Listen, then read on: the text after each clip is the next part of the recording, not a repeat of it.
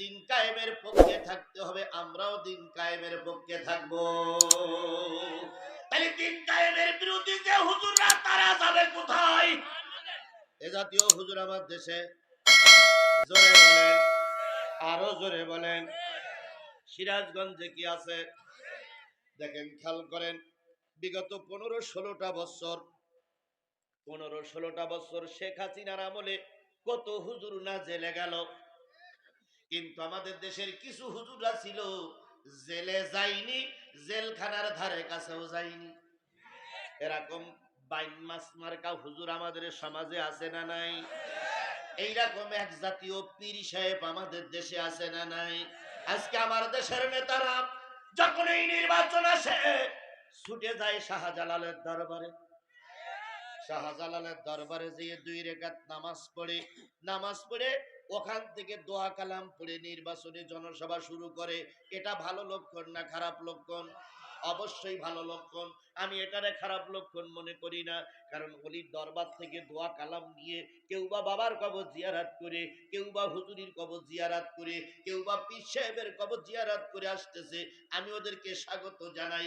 কিন্তু ইতিহাস খোঁজেন, যে শাহজালালের দরবার থেকে আপনি শপথ নিয়ে বেরিয়ে আসলেন, ওই শাহজালাল এসেছিল বাংলার জমিনে কোরআনের রাজ প্রতিষ্ঠার জন্য। শাহজালাল বাংলাদেশে এসেছিলেন কিসের রাজ প্রতিষ্ঠার জন্য?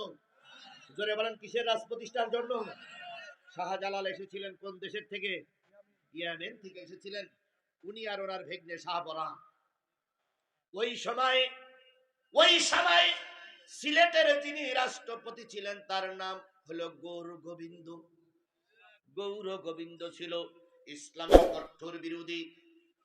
শাহজালাল আর শাহপরান মামা ভাগ্নে আসলো।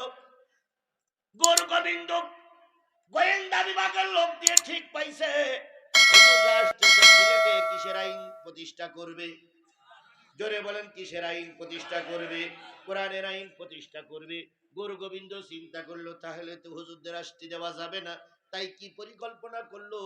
হুজুরদের আসার সকল পথ গৌর গোবিন্দ বন্ধ করে দিল।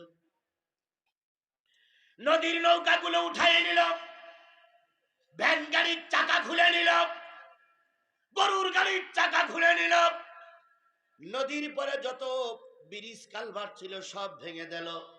উদ্দেশ্য, হুজুর যেন কোরআনের দাওয়াত সিলেটের মাটিতে দিতে পারে। তাহলে হুজুরদের পথ বন্ধ করার জন্য তারা নৌকা সিজ করে নিল, ভ্যানের চাকা খুলে নিল। আজকেও যারা হুজুরদের আলোচনা সভা বন্ধ করার জন্য পরিকল্পনা নেয়, বিভিন্ন জায়গায় ফোন দিয়ে টক্কর লাগায়, এদের প্রত্যেকের শরীরে গৌর গোবিন্দর রক্ত। এদের বাবার রক্ত আর এর রক্ত পরীক্ষা করছে, নিশ্চয়ই ওর বাবার রক্ত শরীরে নাই। থাকলে যাত্রা গানে তুমি বিরোধিতা করো না, সিনেমায় বিরোধিতা করো না, কত নাচ গান আছে বিরোধিতা করো না, যত বিরোধিতা সব পুরাণের মাটিতে। নিশ্চয়ই তোমার জন্মের সময় গৌর গোবিন্দ রক্ত দিয়ে তোমার জন্ম হয়েছে। এবার 2 জন আসলেন, 2 হুজুর। নাম কি? শাহজালাল আর কি? এসে দেখে সব আছে, কিন্তু নদীতে কি নাই? নৌকা নাই। লোকের জিজ্ঞেস করে, ভাই এ নদীতে নৌকা চলে না। লোকে কয় নৌকা ছিল, কিন্তু কোন হুজুর আসবে তাই নৌকা ফুটো করে দিয়েছে। শাহজালাল কয়, আল্লাহ এরাম জালেম দেশে আছে? শাহজালাল শাহপরানের সঙ্গে পরামর্শ করলো, ভাগ্নে এই অবস্থায় পিছনে ফিরে যাবি না সামনে যাবি? এই অবস্থায় পিছনে ফিরে যাবি না সামনে যাবি? শাহপরান বলল, মামা এই অবস্থায় যদি পিছনে ফিরে যাই, জালেমেরা মাথা উঁচু করে দাঁড়াবে। ময়দান জালেমদের কাছে, মুনাফিকদের কাছে, কাফেরের কাছে ছেড়ে দেওয়া যাবে না। আপনি নিয়ত করুন, আমরা এই নদী পার হব। এখন নদী পার হইছে, কয়েকটা মন্তব্য পাওয়া যায়। নদী পার হইছিল জায় নামাজের পরে চড়ে। জায় নামাজ বিছাই দিয়ে বলল, জায় নামাজ রে, দিন প্রতিষ্ঠার জন্য তোর এখন নৌকা হওয়া লাগবে। কেউ কেউ বলেছে জায় নামাজে বিছে পার হলো। আরেকটা মত পাওয়া যায়, ভাই ভাই বসেন বসেন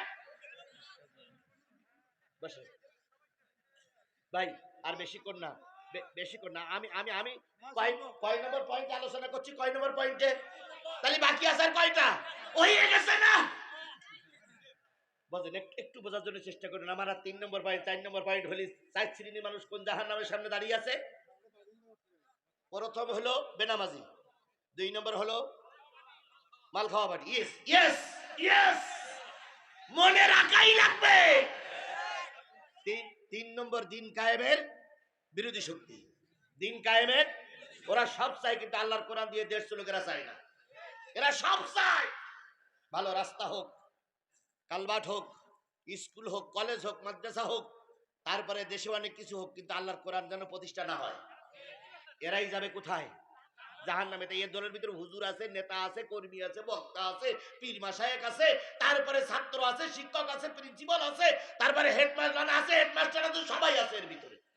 এরা সব জ্ঞানী গুণী লোক, এরা কেউ মূর্খ না, সব জ্ঞানী গুণীরা লোক। এরা কোরআন বুঝতো, কিন্তু আল্লাহর কোরআনের পক্ষে এরা থাকতো না, ইচ্ছা করে থাকতো না, ইচ্ছা করে থাকতো না, ইচ্ছা করে থাকতো না। এদেরকে বললি এরা বোঝে, কিন্তু এরা কাজ করে না। শাহজালাল নৌকায় চড়ে পার হলো, আরেকটা রেওয়াত আসছে পাথরের পরে পাথর ভাষায় দিয়ে বলল পাথর ওই পারে যাওয়া লাগবে, পাথরে চড়ে পার হলো।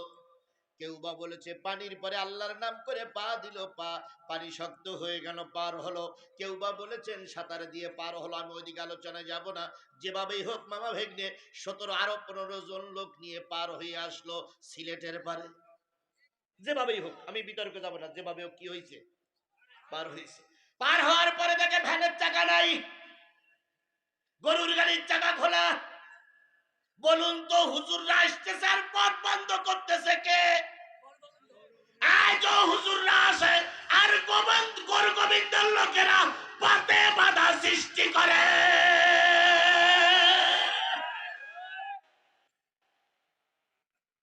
আমার প্রিয় সাথীরা, প্রিয় বন্ধুরা, শাহজালাল আসতেছে কয়জন লোক নিয়ে? সব মিলে কয়জন? 17 জন। গরু গোবিন্দ একটা সরকার প্রধান, তিনি তার দরবারে কিছু মেয়েদের নিয়ে নাচাচ্ছে আর তার দলের লোকদের নিয়ে নাচাচ্ছে, আর মাঝে মাঝে ঢোল তাবলা ডুগুস ডুগুস করি বাড়ি ভরে। আর গরু গোবিন্দ কয় যতই হুজুররা আসো কিছুই করতে পারবে না, কারণ আমাদের হাতে এখন শক্তি, আমরাই ক্ষমতায়।